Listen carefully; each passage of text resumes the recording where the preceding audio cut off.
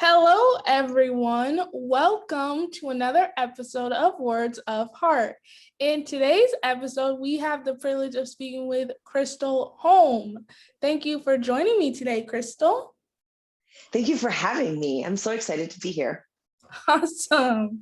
So, Krystal, if you could tell my listeners a bit about yourself, that would be great. Oh, absolutely. I'm the founder of Design Life Studio and the creator of the Design Life Method. I am a feng shui designer and a clutter expert. And what I really do is I help soul-driven entrepreneurs listen to what their clutter is telling them so that they can heal the limiting beliefs that are holding them back and design a space and a life that they really love. Interesting. Do you feel designing a space that you absolutely love plays a pivotal role considering we're all conducive to our homes, considering the pandemic right now? Oh, absolutely. The cool thing about space and about our homes, coming from a feng shui perspective, right? That's my background as a feng shui expert. So from a feng shui perspective, your home is just an energetic extension of your energy field, right? It's just an extension of your energy field. And so especially being stuck at home in the pandemic and being so limited to our space, it's even more important to really have that space reflecting back to you the reality that you want to create, because you can use your home as a 3D vision board, right? From a feng shui standpoint, energetically to create the life that you want, as opposed to reflecting kind of the reality of what has been up to now. And so I talk about this a lot when I'm working like with my clients, the difference between living instinctively and living intentionally in our space, right? And most of us live instinctively up until we learn something new, and then we can make that pivot. But it's just instinctive. So given this pandemic, I hear from so many people what kind of a crap show is happening at home. Like, you know what I mean? We've all been stuck here in our space, and it's like there's just our homes are being expressed differently because of the lack of the ability to move, right? We were cluttering up, we're getting stagnant. The energy is not flowing. And so it's not flowing in our home, it's not flowing in our business, right? It's not flowing in our lives in any way because of that stagnating energy that the pandemic has brought with locking us all up.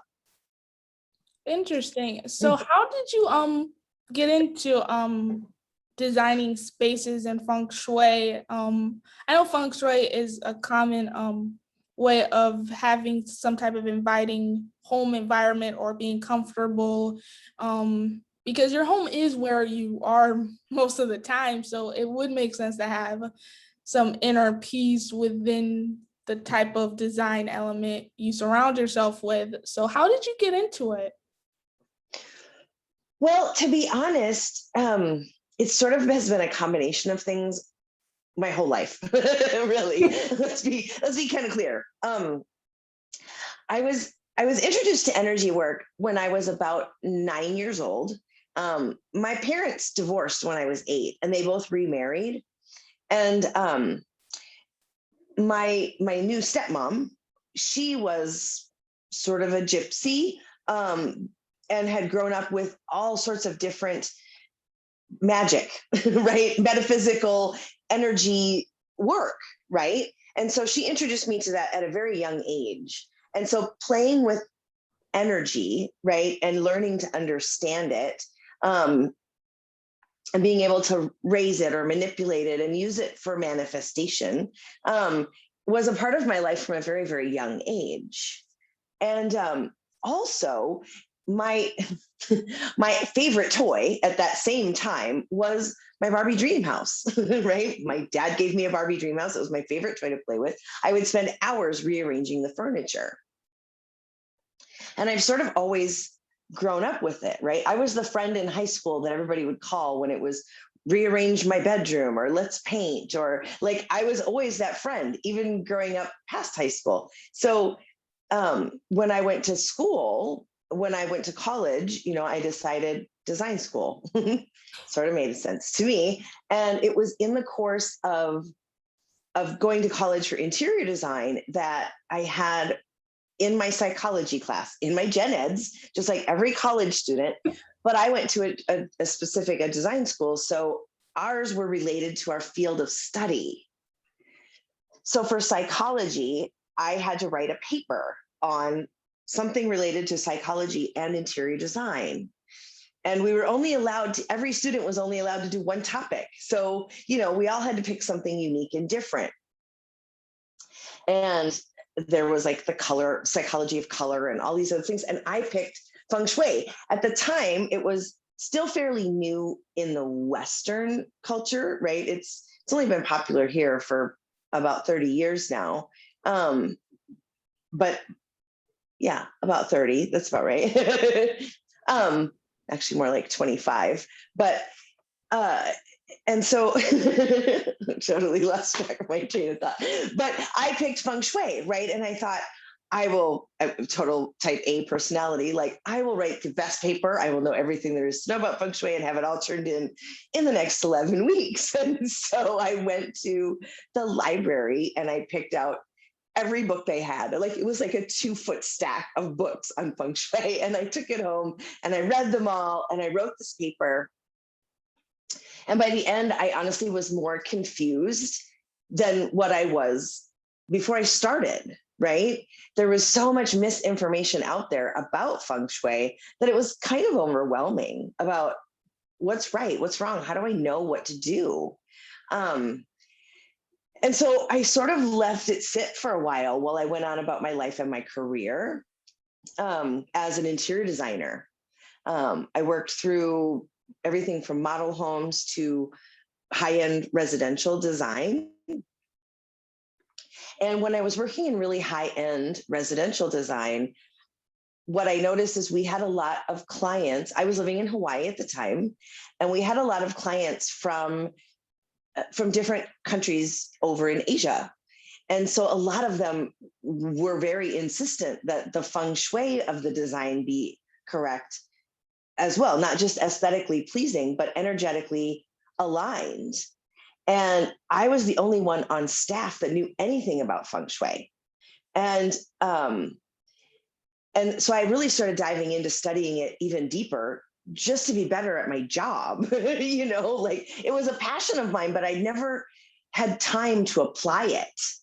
And so I went back to college to study feng shui, and I was sort of learning it on the job as I went as a designer, like as I was designing for some of these clients that we had in China. And well, this was long enough ago that, then the pandemic, not the pandemic, the 2008 recession happened and we all got laid off.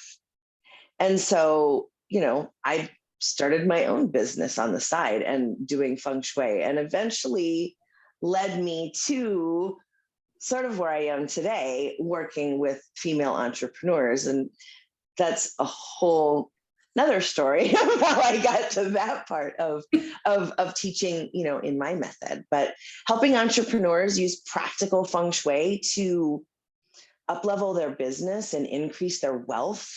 Yeah, that's really my passion. I truly admire that, because our space should be a reflection of who we are, and it should empower us, because it is our own personal space and we should be comfortable in our space, especially if that space is our own home. So it should reflect us and our personality. I know you can't really see, but my house is filled with many colors. I have like a Frida Kahlo painting of hers in the center of my living room. My dad is really good at like color schemes and designing a particular feng shui, if you will, as far as our household, and everything has a good cohesive theme. My my kitchen chair is orange, and art surrounding it is orange and blue turquoise. So trying to think of another fun question. If you could team up with any other interior designers, to your knowledge, I know there's quite a few. I know there's like the TLC network that's known for their remodeling shows. If you could team up with any of those designers, who would it be? Oh, wow.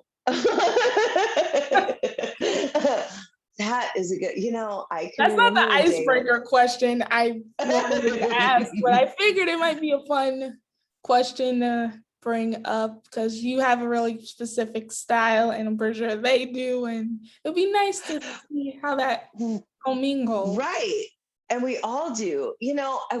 I remember I remember a day way back then, even before I went back to school, just being sitting on the sofa for months and watching Trading Spaces. And there was a few of them that were my favorite on there that I could be like, oh, okay, yeah, I could work with you. And then there was a few that were just like, no, I can't. Like I can't. And everybody has their own style. That's the best thing, is that everybody does have their own style. Gosh, if I had to pick one designer, I don't even know. I don't even know who I might pick. There's so many. It's just it's such a creative type of field that gosh, I don't know, but I'd like to have my own show. I'll accept that answer. You would have an awesome, awesome show. And I mean, I can only see like your art in the background, but I can already imagine your house being so filled with positivity, and because you seem like such a positive person from this conversation. So you definitely should have your own show. Well, thanks. I've decided what I'll do and how I'll handle that is to just start Krystal TV on YouTube. And so I am launching my own YouTube channel here in July, and so that'll be and I'll be talking about basically four different topics, which all relate to my particular method. My method is the Designed Life method: mind, body, soul, and home. So I'm going to be covering those four topics of clutter and mindset. They are related. Self-care and designing who you are becoming. Feng shui and aligning with your soul purpose. And of course, interior design and designing space for the woman that you are becoming.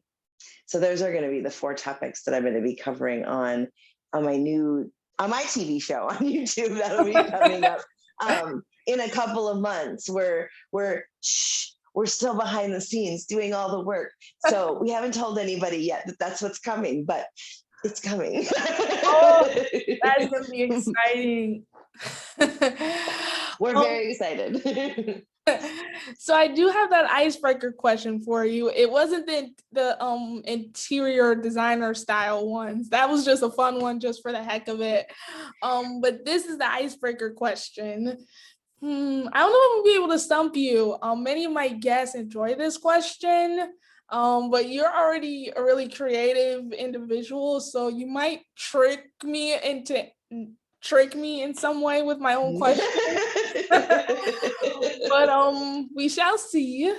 So if you could have any superpower that's not flying, I know many people miss traveling, what would it be? Oh, any superpower. I want exact change. I want the power of exact change for whatever I want to buy. I just want to be able to reach in my pocket and have exact change for whatever it is.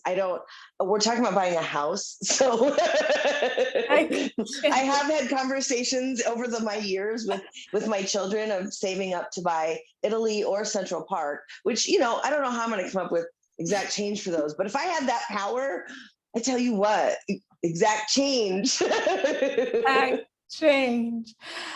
I can That seems like honestly the power would be a good one for me. exact change. I did not see that answer coming. Exactly. Yep, I think Well, that's a good one.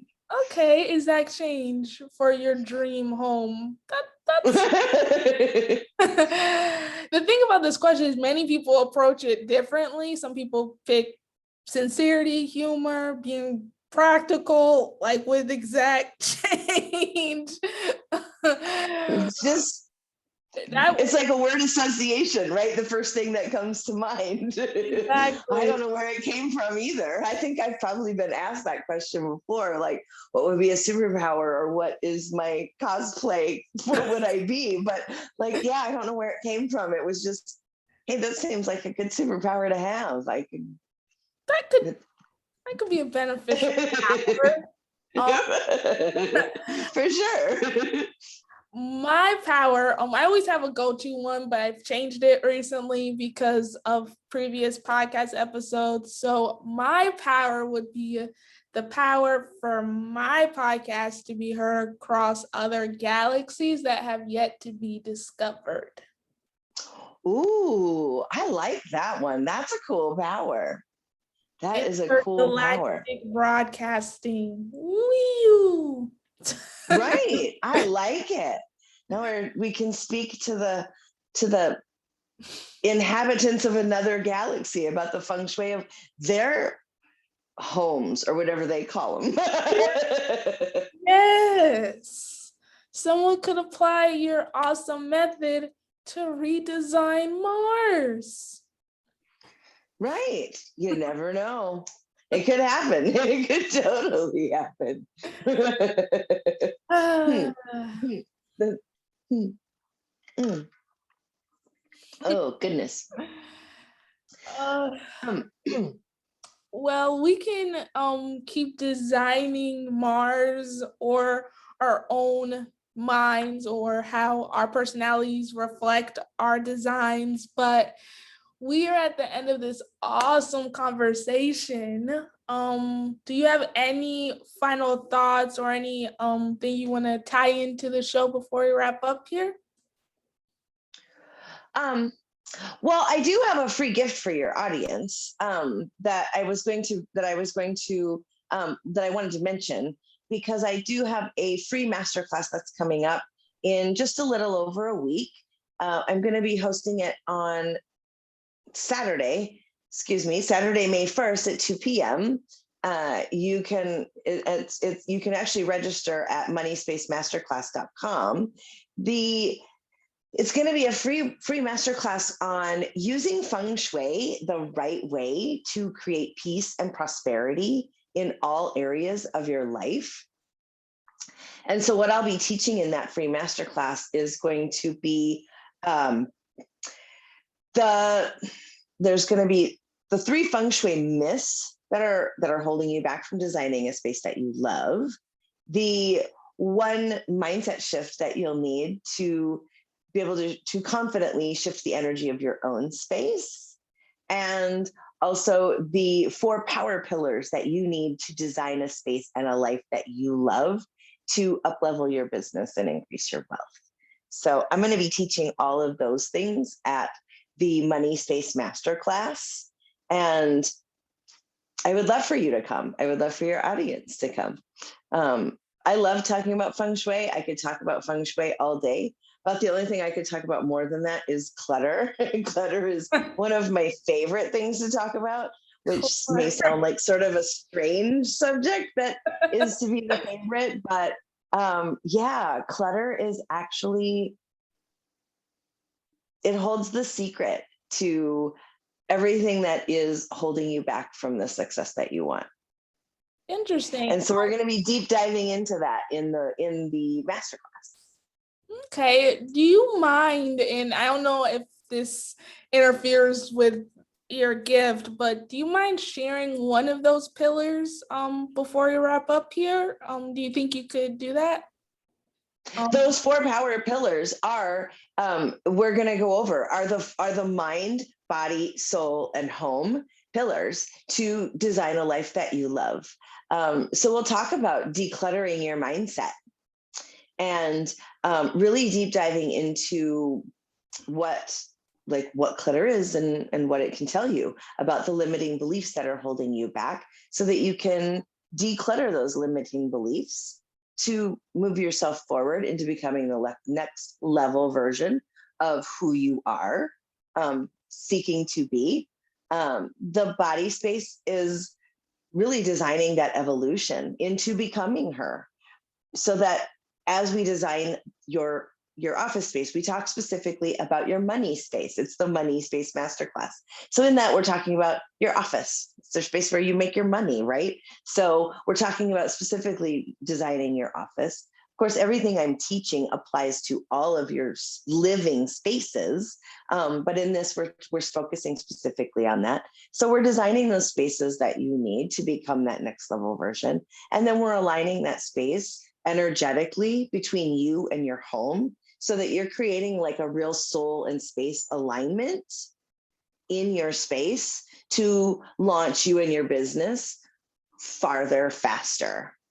And then the last piece is that design piece. We literally design your evolution right into the fabric of your space, so that it does act like a 3D vision board. So I'm going to dive into those 4 pillars, the mind, body, soul, home pillars. And we're going to deep dive into the decluttering your mindset shift. Mm-hmm. Beautiful. And I look forward to the decluttering of the mind, because I feel like my mind can be really cluttered at times, both physically, like with my room, and mentally speaking. So for my audience, please be sure to check out that class. It's May 1st, correct? At 2 p.m.? 2 p.m. Eastern time. Yes, on May 1st. Mm-hmm. And you can register at moneyspacemasterclass.com. And you'll get all the information there to be able to attend that webinar. Yeah, clutter is definitely the key. Awesome. Thank you for joining me today, Krystal. This was a wonderful conversation, and I'm pretty sure it's going to resonate with anyone who needs to like redesign their space or redesign their mind to reflect their space. So. Absolutely. Thank you so much for having me. Awesome. To all my listeners, stay healthy, stay safe. Use your space or redesign your space. And if you have any trouble figuring out how to use your space to reflect who you are, feel free to hit up Krystal Holm for all your designing purposes. And until next time, bye. Bye.